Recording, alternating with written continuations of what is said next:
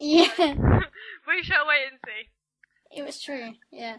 Okay, so now on to, would you believe it, our main part of the podcast, although we have rambled for quite a while now. Yeah. We do apologise for that. I think it's like, we've been going for half an hour and we only just... Yeah, 31 minutes.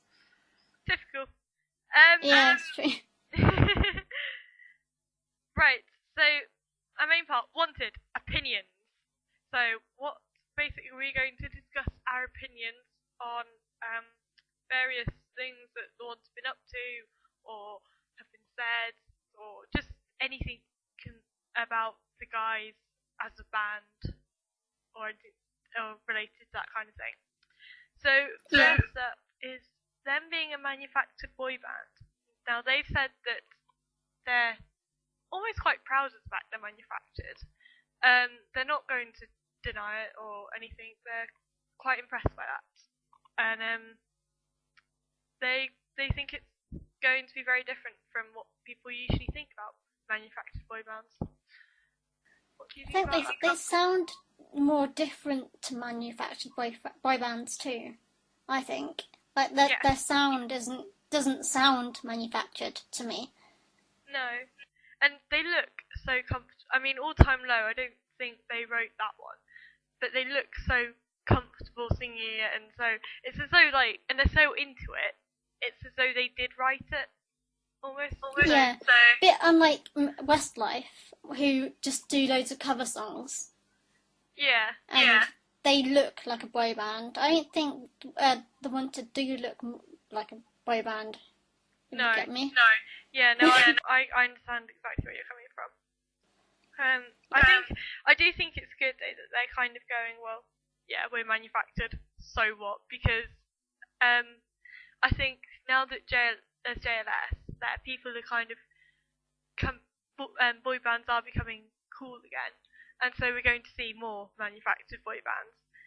So for them to kind of pave, because although JLS go on. There aren't really many boy bands around at the moment, though, are there? There's only JLS and them. Yeah. They've always said that JLS paved the way for them, but I think the Wanted will pave the way for manufactured boy bands, or boy bands who don't come through a talent show. Yeah. I think so.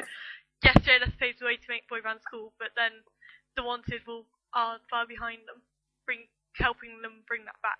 So yeah, because JLS got their fame through X Factor. Yeah. So exactly. Now the Wanted have said that they wanted to be an individual band. They wanted to be different. They were individuals within the group, which I think just by looking at them you can tell that they're very different. Yeah. And keeping along that line, they've gone and done a tour around schools, mainly primary and middle schools, which is a bit different.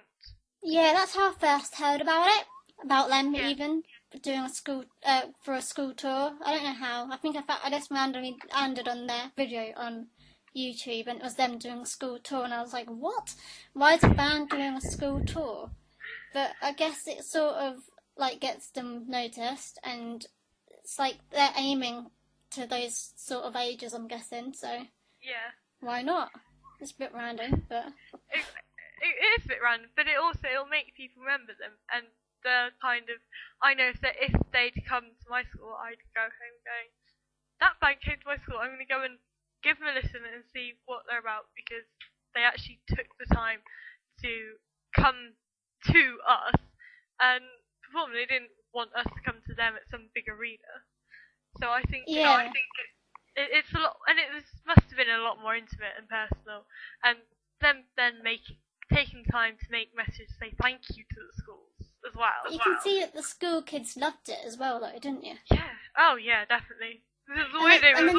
And then they did all those personal thank yous to all the schools, didn't they? Yeah. In the YouTube videos. Exactly. And I don't know any band who does that, and I think that's certainly got to give them extra brownie points. Definitely. Yeah.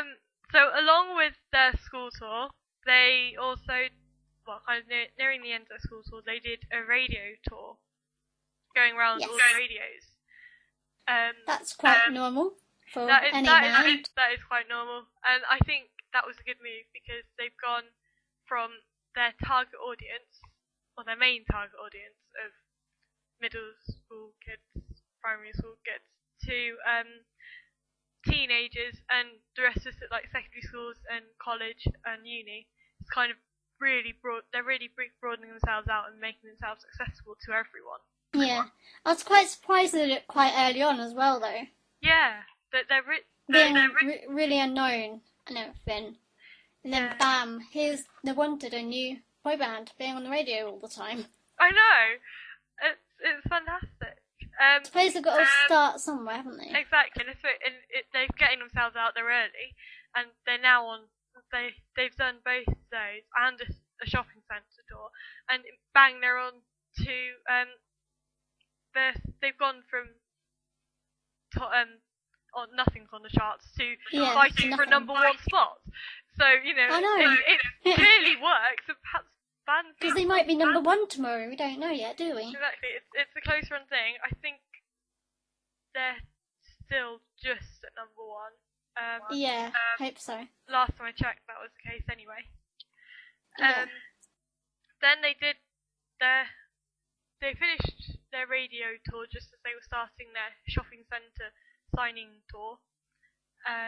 Which we just discussed. At the tour, did they perform as well? Yes, they did. Well, they did in some places. I don't think they could perform everywhere. But I'll tell you how the shopping centre tour to me showed just how dedicated these guys were to their fans. Because straight off, before the tour had even started, they couldn't get into HMV up in Manchester. So they went and stood outside one of the hotels there, and they met their fans and they signed them amazing. That way. Which, how many bands do that? Really? None. None. Because everyone's scared of security and everything. I know. So. But I guess they're quite well known, and they probably don't have as many fans swarming them yet. But still, having some fans, I don't think. I do think a shopping centre tour with them performing is a bit odd. That reminds me of America, having shopping centre tours, but signings are quite normal. But quite normal, I don't know. But I think the thing that struck me about the signings was they were doing two signing in one place and then either a performance or another signing later on in the day. But they stayed at each signing until they until they got to the last band. And it didn't matter if there was 800. They usually have a time limit, and they don't. I know. And they stop them. And that's pretty amazing. It just didn't matter if they've got 800 fans or 8,000 fans. They met every single one of them, and I think they're amazing. I know. I don't know if they can carry that on. I mean, I think they probably won't be able to. No. They probably can take. They can get away with it for now. Yeah. Yeah. But I think by tomorrow they probably won't be able to. Yeah, after tomorrow. Once they get their number one. Bit too much. Everyone will be like.